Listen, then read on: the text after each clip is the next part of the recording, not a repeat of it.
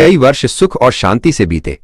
एक दिन राजा दशरथ ने सभा बुलाई और घोषणा की कि अब समय आ गया है कि उनके सबसे बड़े और योग्य पुत्र राम को युवराज, अगला राजा घोषित किया जाए। लेकिन यह खुशी की खबर रानी कैकेयी की एक कुबड़ी दासी मंथरा को अच्छी नहीं लगी।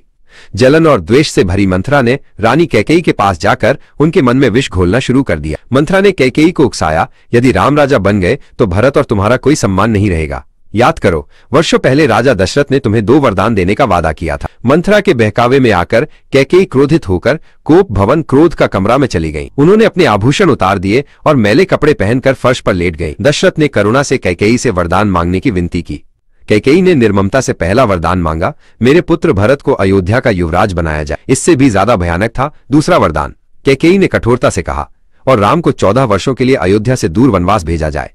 यह सुनकर दशरथ का हृदय फट गया। जब राम को महल में बुलाया गया तो दशरथ ने दुख से एक शब्द भी नहीं कहा। रानी कैकेयी ने ही उन्हें वरदानों और उनके वनवास के बारे में बताया। अपने पिता की प्रतिज्ञा पूरी करने के लिए राम ने बिना किसी विरोध या दुख के वरदान को स्वीकार कर लिया।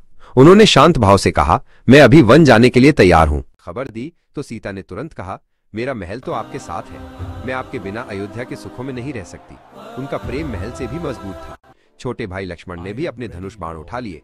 उन्होंने कहा, भैया मैं आपका सेवक हूँ, वन की हर कठिनाई में मैं आपकी ढाल बनूंगा। अब तीनों का निर्णय अटल था। महल के भव्य कपड़े उतर गए। तीनों ने साधुओं के सादे वस्त्र पहने। जब वे अयोध्या से निकले तो सारी प्रजा रो रही थी, लेकिन राम ने पीछे मुड़कर सबको धीरज दिया। बाद वे तमसा नदी के किनारे पहुंचे।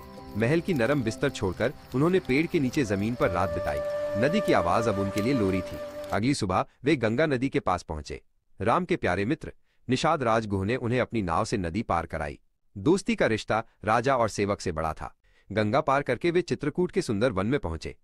लक्ष्मण ने तुरंत टहनियों और पत्तों से उनके लिए एक छोटी सी सुंदर कुटिया झोपड़ी बनाई, जो उनका नया घर था। राम और सीता अपनी सरल कुटिया में रहने लगे। भले ही उनके पास महल नहीं था, पर वे तीनों एक दूसरे के साथ बहुत खुश थे। वनवास अब एक सजा नहीं, बल्कि धर्म और साहस की यात्रा बन चुका था।